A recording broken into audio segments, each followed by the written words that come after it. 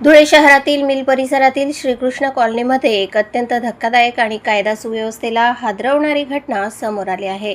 एका निवृत्त पोलीस उपनिरीक्षकाच्या घरावर काही स्थानिक समाजकंटकांनी सशस्त्र हल्ला केल्याचा गंभीर प्रकार उघडकीस आला आहे। पीडित कुटुंबाच्या आरोपानुसार रात्रीच्या सुमारास काही संशयित आरोपी हातात तलवारी आणि चाकू घेऊन थेट घरात घुसले। अचानक झालेल्या या हल्ल्यामुळे परिसरात एकच खळबळ उडाली।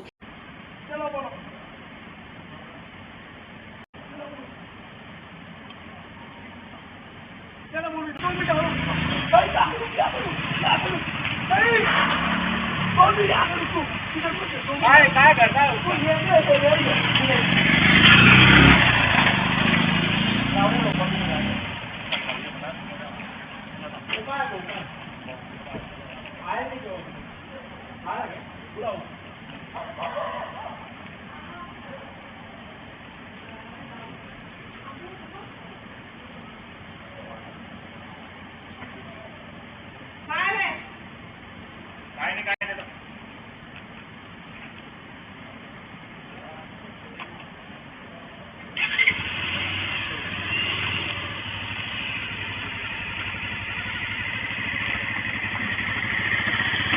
हल्लेखोरांनी घरातील सदस्यांवर, महिलांवर तसेच लहान मुलांवरही बेदम मारहाण केल्याचा आरोप करण्यात आला आहे। या हल्ल्यात घरातील सदस्य गंभीर जखमी झाल्याचे सांगण्यात येत आहे।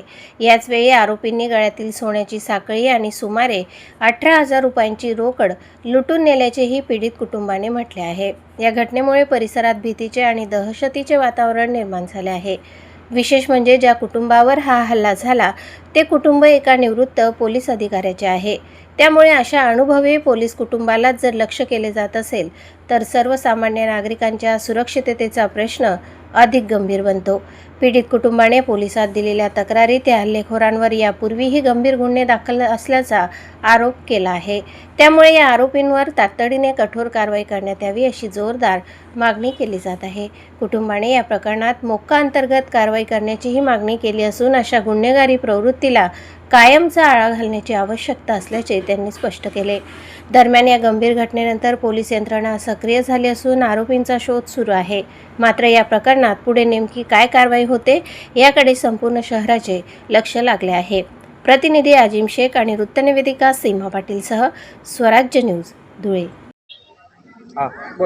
धुळे शहरातील मिल परिसरामधले गावगुंड राहुल कदम, आकाश कदम, मलिंदर हे तिन्ही चारही जण रात्री 5 जण होते, तलवारी घेऊन आले घरी। आपल्या फुटेज बी आपल्याकडं सर्व आहे। त्यांनी येऊन घरी आपल्या इथं तोडफोड केली, अजून भावाला मारहाण केली, मला मारहाण केली तिथं चौकामध्ये। पुढं गळ्यातली चैन काढली, त्याची पैसे काढले माझ्या खिशातले 18,000 रुपये। भावाला मारहाण केली त्यांनी। त्यांच्यावर कायदेशीर कारवाई केलेली, आता आपण गुन्हा दाखल केलेला आहे त्यांच्यावर। आपल्या भाऊजाईलाही मारहाण केली त्यांनी, तिच्या गळ्यातलं ते मंगलसूत्र वगैरे काढून घेतलं। सर कारण काय? पोलीसवाल्याचे आम्ही पोलीस बॉय, आम्ही पोलिसाची मुलं आहे, तरी सुद्धा आमची अशी परिस्थिती मिल परिसरामध्ये, तर त्यांच्यावर कारवाई व्हायला पाहिजे। सामान्य जनतेचं काय हा विषय, त्यांची दहशत आहे। कोणाला जायचं गरीबाला त्रास द्यायचा, त्याला 100 रुपये दे, 200 रुपये दे, दारू प्यायला हे कर, अशा गोष्टी त्यांच्या चाललेल्या आहे। तुमची काय मागणी आहे? काय नाही, कायदेशीर कारवाई केलेली गावगुंड आहे। आम्हाला त्यांना अटक व्हावी, त्यांच्यावर मोका लावाय, ही आमची इच्छा आहे त्यांची। त्यांच्यावर पहिले दाखल झालेली आहे 3 हा महिन्यापूर्वी। माझं नाव उदय हनुमंत जिंबल, मी धुळे शहरामध्ये राहणार आहे, श्रीकृष्ण कॉलनीमध्ये। माझे वडील पोलीस होते, PSI म्हणून माझे रिटायर झाले। रिटायर होऊन सनी आमच्या घरी काल 4 तारखेला राहुल कदम, अक्षय कदम आणि तो मुलिंगा काय तो, हे आमच्या घरी आले। त्याच्या व्यतिरिक्त अजून 3 लोक होते। हे 3 लोक तलवारी घेऊन, चाकू घेऊन आमच्या घरी आले। त्यांना शिव्या दिली काकाच्या घरी, नागेशला मारलं त्यांनी। त्याचा काहीतरी किरकोळ वाद असेल, काय असेल तो बाहेर असेल, पण हे गावगुंड घरापर्यंत येऊन दादागिरी करणं योग्य नाही। प्लस रिटायर पोलिसांच्या घरी येऊन एवढी दादागिरी करणं हे तर अजून जास्ती गुन्हा आहे। साधारण माणसाचं काय, आणि ठीक आहे, आज आमच्या घरी कॅमेरा होते, फुटेज होतं म्हणून आम्हाला ते दिसतंय।